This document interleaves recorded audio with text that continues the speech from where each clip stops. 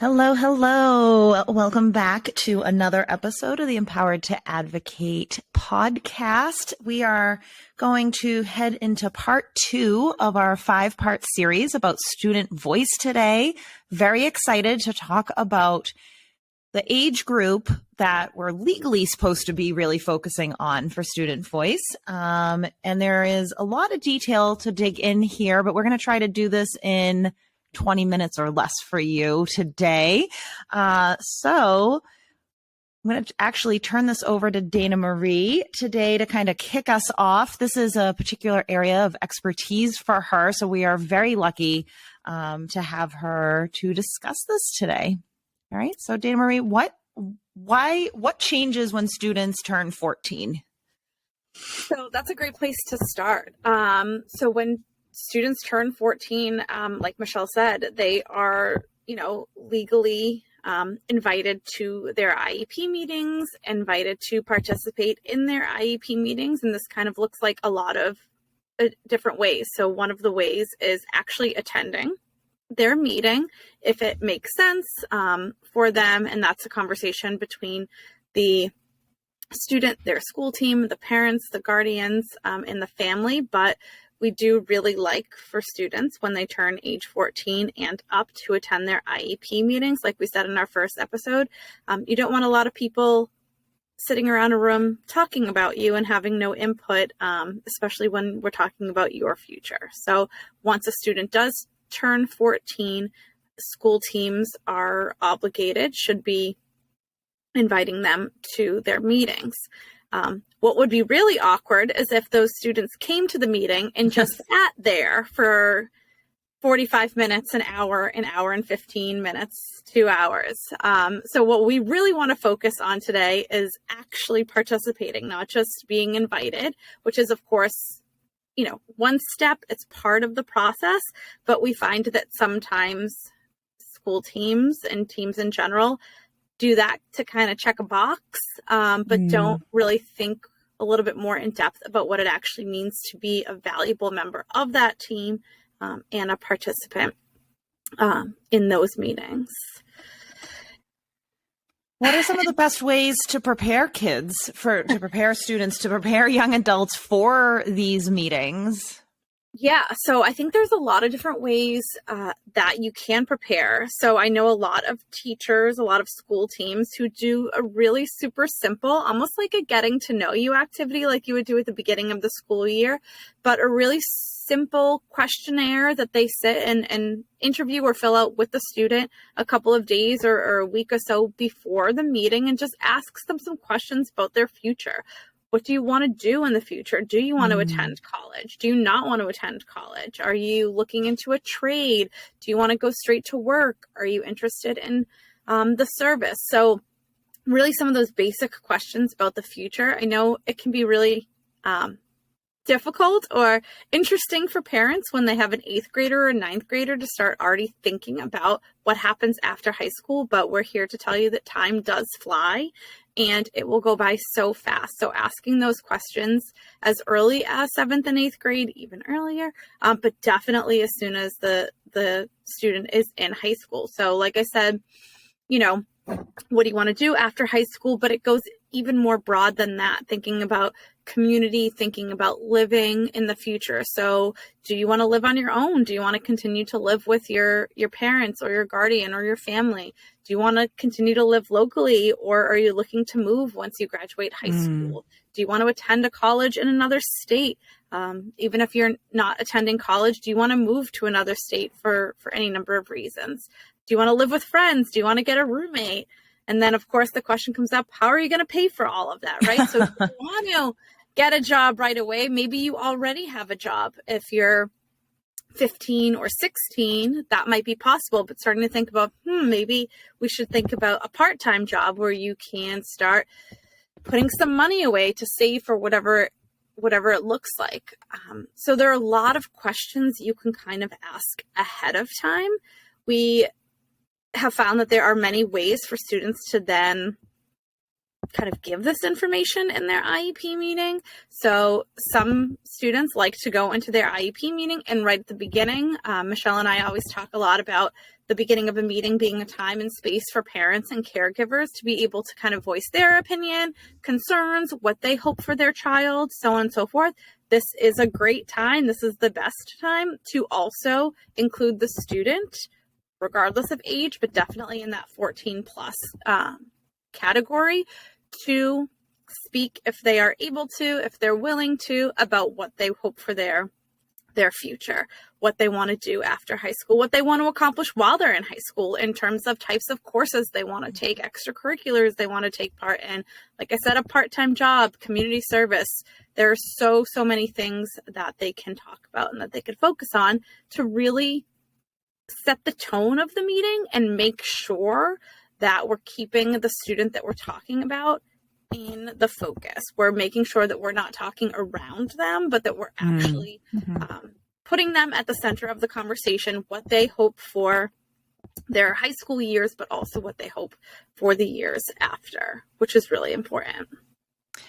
And I think that this framing of this, first of all, being student-centered and framing it around what they're hoping for, what they see themselves doing in the future, how they see themselves doing that, actually better enables a team, which includes that student, to be strength focused as opposed to deficit focused. And you're able to see, all right, the student wants to do hairdressing or wants to go to college. So now we're able to line up, where is the student, then the courses they're going to take, the experiences they want to have in the community, right? And that's going to tap into strengths that the student has and how we can then make areas that maybe they're not so strong in stronger. That then allows us to build the IEP to support that vision. You're so right. It helps shift the focus a little bit. So if you're in a meeting that maybe is going in that direction about really focusing on what the student struggles in, so being able to bring it back, it really does help to shift to talk about those strengths and the things that that student's going to need to succeed. Now, this is all, sure, sounds great, well and good. You know, a team might be thinking, we'll do it if we can, if we have time beforehand, so on and so forth. But the truth is that on the other side of this just being a nice thing to do, a good thing to do, there are also some parts of the IEP that actually require at age 14 that the student participate in helping to develop it, right? So this is, it's a nice to do, but it's also you have to do it once the student turns 14. So Michelle kind of alluded to some of those things at the beginning, but on every IEP, there is a vision statement for the student. It's usually actually within the first or maybe first 2 pages of the IEP. What is that student's vision for the future? We recommend that as early as, and we'll talk about this in a later episode, but as early as your pre-K, kindergarten, first grade students, making sure that vision statement includes some of their interests, right? They might not know exactly what they want to do at that age for high school, after high school, etc. However, it should include some of their interests. Once a student turns 14, that should be written in I statements. So I want to do this with my high school years. I want to do this after high school. I plan to live on my own. I plan to get a job in the service industry, whatever that student's goals are or their main goal. That's how their vision should be written into their IEP. It sets that tone, like Michelle said, for sort of a clear how we're going to focus this meeting, how we're going to talk about the strengths that the student has, but also how we're going to focus on the skills that they need in order to reach that vision.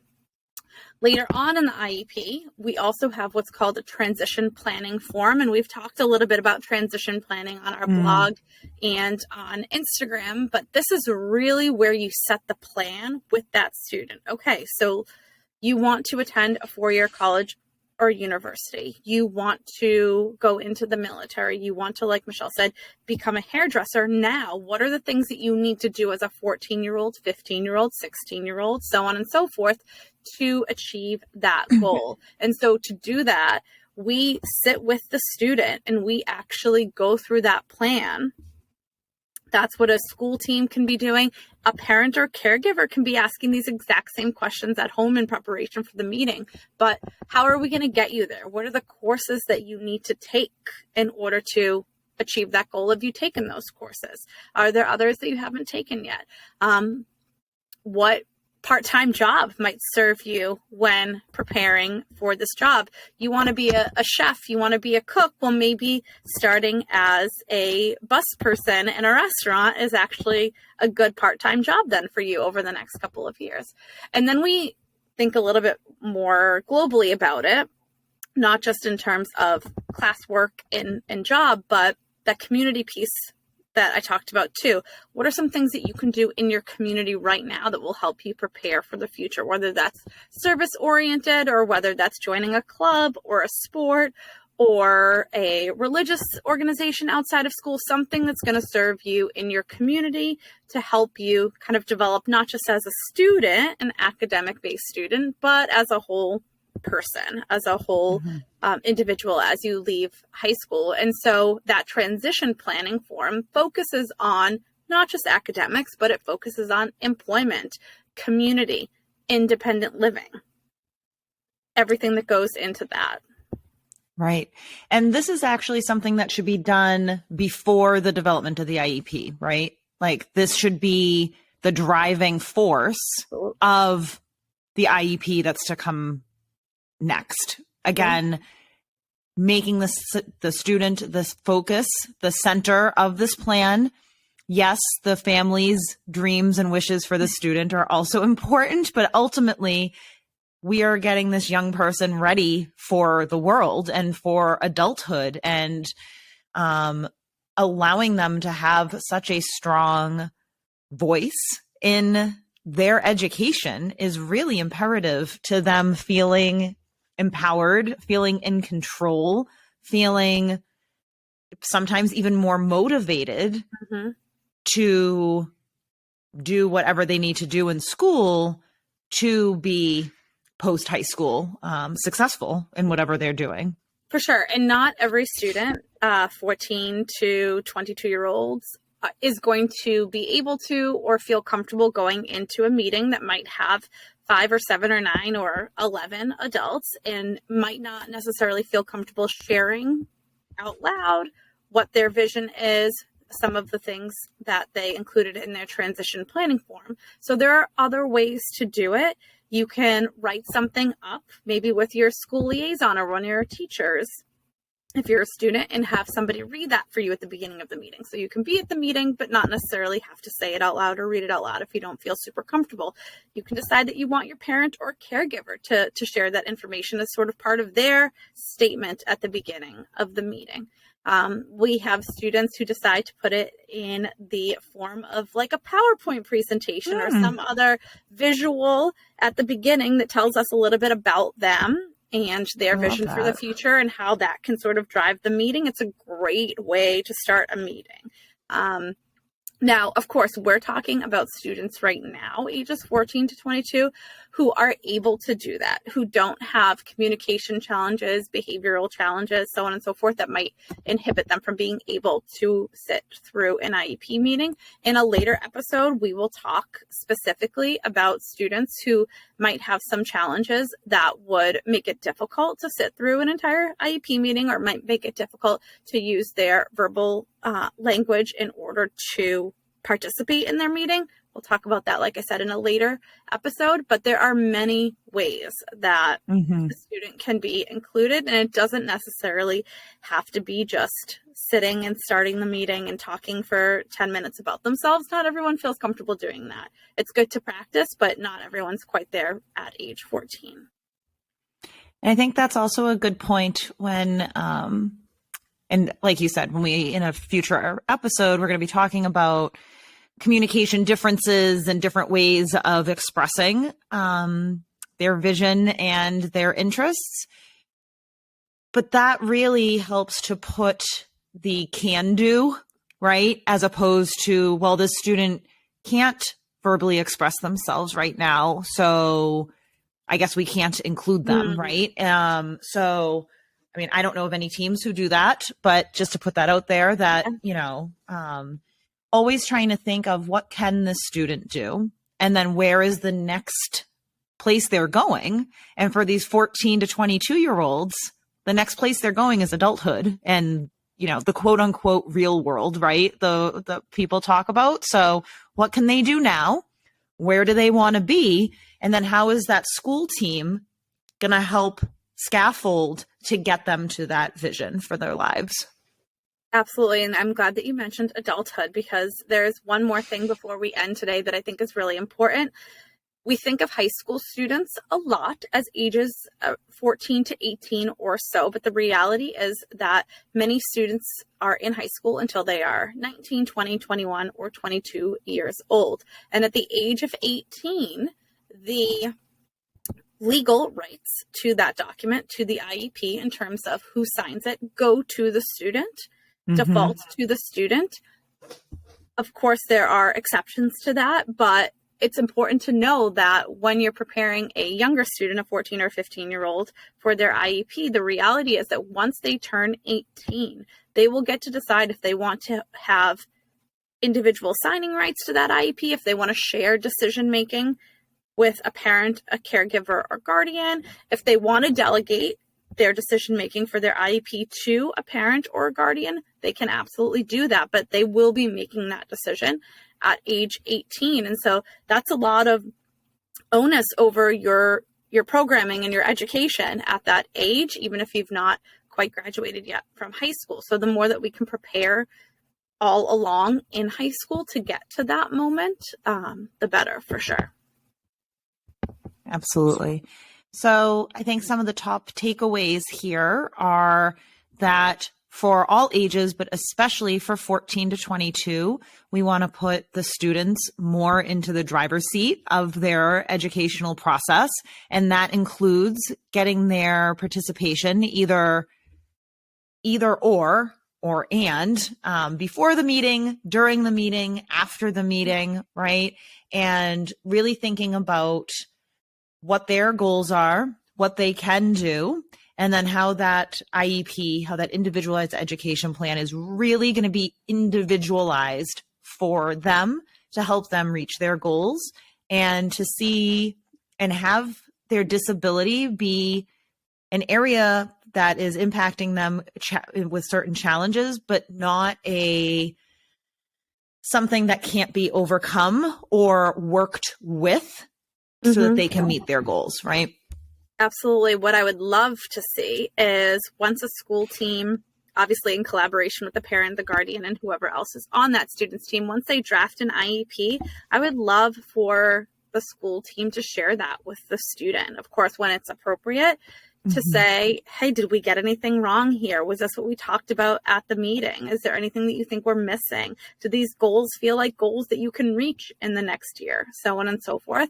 I think that the more that we make this process transparent for young people and make sure they feel like they are at the nucleus of the decision making, are the center of this process, I think the better off, like Michelle said earlier, the better off the whole team will be in helping to support this child.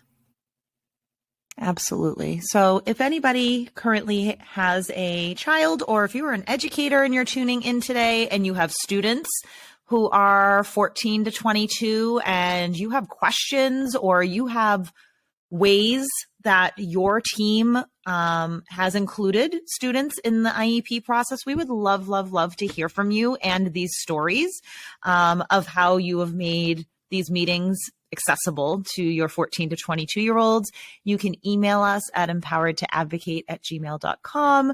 You can leave us a comment on YouTube or on Instagram or wherever you are listening or watching this. We would really love to connect with you. And so everybody can also connect with one another and learn from one another. So hope this was useful. Thank you so much for Dana Marie for sharing your expertise. I know this is, I've always learned a lot from you